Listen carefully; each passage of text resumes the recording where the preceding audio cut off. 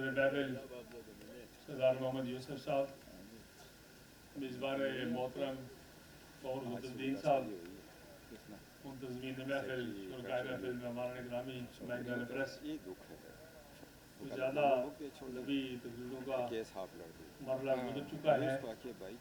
मैं उमर साहब का बहुत दिल की गहराई से शुक्रिया अदा करता हूँ कि उन्होंने, उनके साथियों ने क़ायद आज़म खालिद अयूब खान साहब जो क़ायद आज़म के दस्ते रास्त थे, तहरीक पाकिस्तान के हराबल दस्ते में थे, कश्मीरियों के मौसम थे और रेफरेंडम के ज़रिए उन्होंने पाकिस्तान को इस सूबे में शामिल किया और पाकिस्तान को तकलीफ पहुँचाई। मैं समझता हूँ कि ये जो हमारे अकाबरीन है, हमारे कायदीन है, उनकी तारीख़ को ज़िंदा रखना, ये कुंवर साहब ने, इस तरह के बहुत कम लोग रह गए हैं जो इस तरह की महफिल का एहतमाम करते हैं। हम सब अपने अपने कामों में अफरा तफरी में, हंगामा आराई में शरीक हैं। किसी ने कहा है गर ताज़ा खाई दाश्तन ईंदा खाए सीनरा गाहे गाहे बाज खां कि किस्सा पारी नरा। इन बातों का फिर वक्त फ़क्त जिक्र करते रहना चाहिए ताकि नई नस्ल तक ये पैगाम जो है वो मुंतकिल होता जाए। फिर इसी तरह कुंवर साहब ने बहुत जामे गुफ्तगू की है, अपने इफ्तिताई कलमात जो उन्होंने कहे हैं उसमें बड़ी जामे बात की है और उसके बाद हमारे बहुत से अहबाब ने गुफ्तगू की है और सब ने अपना अपना नुक्ता नज़र बयान किया है। मैं समझता हूँ कि वो सारा बड़ा काबिल कदर है। बड़े माज़ और मोहतरम मेहमान इकरामी यहाँ तशरीफ़ रखते हैं। मुझे कोई लंबी बात नहीं करनी, मैं एक तो ये कहना चाहता हूँ कि किसी भी मुल्क का जो सर्वाइवल है उसके बुनियादी नज़रियात के साथ वाबस्ता है, बुनियादी मकासद के साथ वाबस्ता है। निक्सन से किसी ने पूछा कि अमेरिकन प्रेसिडेंट कैसा होना चाहिए, तो निक्सन ने कहा कि थोड़ा सा पढ़ा लिखा हो, थोड़ा सा ज़हीन हो, थोड़ा सा समझदार हो, लेकिन कमिटेड अमेरिकन हो। तो पूछने वाले ने कहा कि निक्सन ये अमेरिका जैसे मुल्क का सदर हो और वो थोड़ा सा पढ़ा लिखा हो, थोड़ा सा ज़हीन हो, थोड़ा सा समझदार हो। उसने कहा इन सारी खूबियों के मालिक मार्केट में अवेलेबल है, कहीं से मिल जाएंगे। तो असल खूबी है मैंने बयान कर दी है कि कमिटेड अमेरिकन।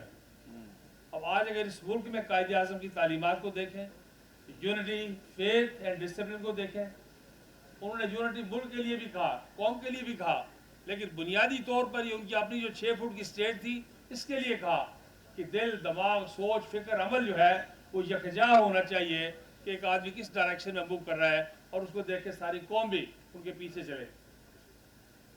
14 अगस्त 1947 के बाद एक मरतबा कायदे आज़म की किसी तहरीर में, तकरीर में, गुफ्तगू में, इंटरव्यू में जो कुछ मैंने पढ़ा उनके बारे में, एक मरतबा उन्होंने लफ्ज़ इंडिया इस्तेमाल नहीं किया, लफ्ज़ भारत इस्तेमाल नहीं किया, हिंदुस्तान का लफ्ज़ इस्तेमाल करते थे। अब आप पाकिस्तान के अंदर मीडिया पर देखें, मैं मादरत चाहता हूँ, किसी की बेइज्जती करना मकसूद नहीं है, लेकिन हम इंडिया का जिक्र करते हैं, भारत का जिक्र करते हैं। कायदे आज़म ने ये दो अल्फाज अपने 14 अगस्त के बाद कभी लिखने, पढ़ने, बोलने, चलने में इस्तेमाल नहीं किए।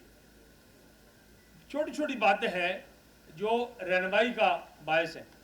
आज इतना वक्त गुजर गया, कितने लोग जो कायदे आज़म की बरादरी के बारे में, कबीले के बारे में, मसलक के बारे में जानते हैं। वो तकरीर कर रहे थे, किसी नौजवान ने हाथ खड़ा किया, उन्होंने कहा बताओ क्या बात है। उन्होंने कहा कि हम आपको वोट नहीं देना चाहते। उन्होंने कहा क्यों नहीं देना चाहते। उन्होंने कहा इसलिए कि आप शिया हैं। उन्होंने कहा गांधी को वोट दें इसलिए कि वो सुन्नी है। उन्होंने बात ख़त्म कर दी। एक एक मजमे में हिंदू नौजवानों ने घेराव कर दिया, काफ़ी सारा कि आप हमें तोड़ना चाहते हैं, अलग करना चाहते हैं। हम तो सदियों से इकट्ठे रह रहे हैं, इकट्ठे रहने वाले लोग हैं। कायदे आज़म ने एक गिलास पानी का मंगवाया, 2 घूंट पिए और उनमें से एक हिंदू नौजवान को बुलाया कि स्टेज पे आ जाओ। पास बुलाया और उससे कहा कि ये बाकी पानी आप पी लें। उसने कहा ये तो मैं नहीं पी सकता। तो उसके बाद उन्होंने मुसलमान एक लड़के को बुलाया और उससे कहा कि पानी पी लो। तो उसने बड़े शौक से पिया। तो उनने कहा कि ये फ़र्क आपको महसूस हुआ है कि हम साथ रह सकते हैं कि नहीं साथ रह सकते। तो उन्होंने अपने अमली इक़दामात से, अपने कन्विक्शन से, यकीन से, यूनिटी फेथ और डिसिप्लिन के उसूलों से उन्होंने इस सारे मामले को किया। कश्मीर को शारा करार दिया। शारा का मतलब ये है कि आप ہاتھ کے بغیر، پاؤں کے بغیر، ٹانگ کے بغیر، کسی کے بغیر زندہ رہ سکتے ہیں، لیکن آبشارہ کے بغیر زندہ نہیں رہ سکتے۔ اس کا مطلب یہ ہے کہ پاکستان کی سلامتی اور بقا کے راستے کشمیر سے ہو کر آتے ہیں، اس کو پرائرٹی میں نمبر 1 رکھیں آپ، تاکہ آپ اس کو آزاد کروا سکیں اور ساری ریاست کو پاکستان میں شامل کر سکیں۔ یہ جو کنور صاحب نے انیشیٹو لیا ہے اور ہر سال وہ لیتے ہیں، میں ان کو خراج تحسین پیش کرتا ہوں۔ اس وابستگی پر وہ پارلیمنٹ کے بھی ممبر رہے، پارلیمانی تجربہ بھی ہے، اعلیٰ ترین سیاستدانوں کے ساتھ رہے، اور مغل صاحب نے اس کتابچے میں بہت سارے اہم واقعات درج کیے ہیں، میں ان کا بھی شکریہ ادا کرتا ہوں۔ اور یہ کہنا چاہتا ہوں کہ کچھ بنیادی باتیں ہیں، ان پر توجہ دینے کی ضرورت ہے۔ بہت بنیادی باتیں ہیں۔ سیدنا علی کرم اللہ وجہ نے فرمایا کہ الملک یبقی مع الکفر ولا یبقی مع الظلم، کہ کوئی ریاست کفر کے ساتھ چل سکتی ہے، ظلم کے ساتھ نہیں چل سکتی۔ ساتھیوں نے پوچھا امیر المومنین ظلم کیا ہے؟ آپ نے فرمایا کہ انصاف کی ضد ہے۔ آپ نے عرض کیا کہ امیر المومنین انصاف کیا ہے؟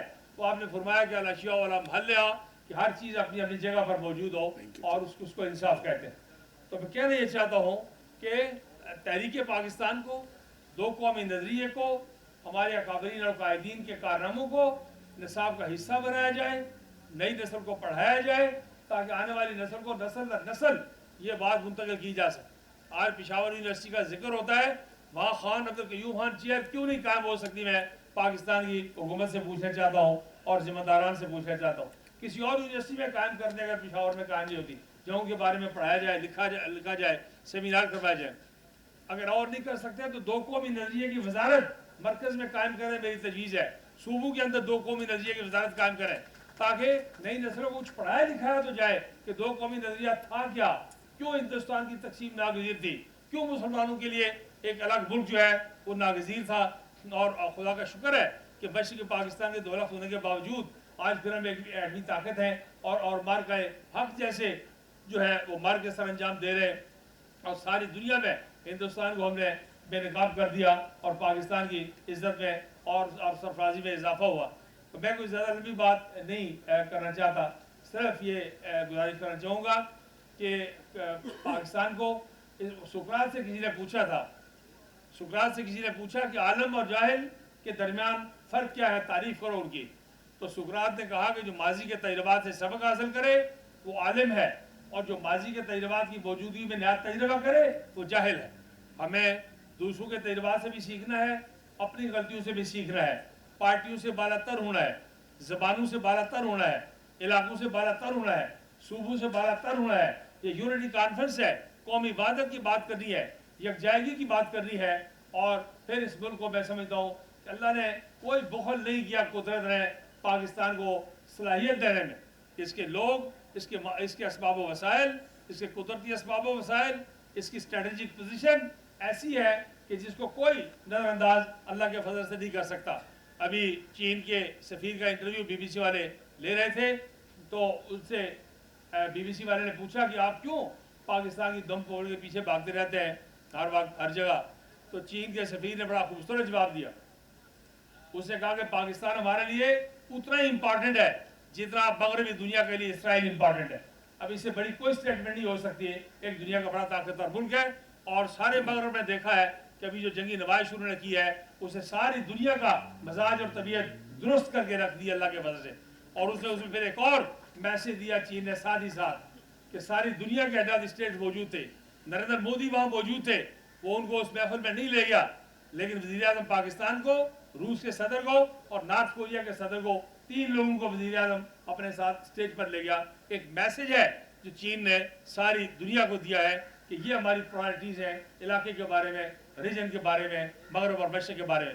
تو اس لیے میں کوئی لمبی بات کیے بغیر اپنی بات کو وائنڈ اپ کرتا ہوں، آپ کا شکریہ ادا کرتا ہوں، اور امید کرتا ہوں کہ وہ تمام حضرات جن کا تعلق کسی نظریے اور عقیدے کے ساتھ ہے، جن کے خاندان میں کوئی قابل ذکر قربانی ہے، جن کی کوئی کاوش ہے، وہ مہربانی کر کے اپنے ہاں اپنی نئی نسل کو، اپنے ساتھیوں کو چھوٹی چھوٹی، جس طرح کنور صاحب نے اس محفل کا انعقاد کیا ہے، ایسی محفل کا انعقاد کریں، اور اس میں کارہائے نمایاں بیان کریں۔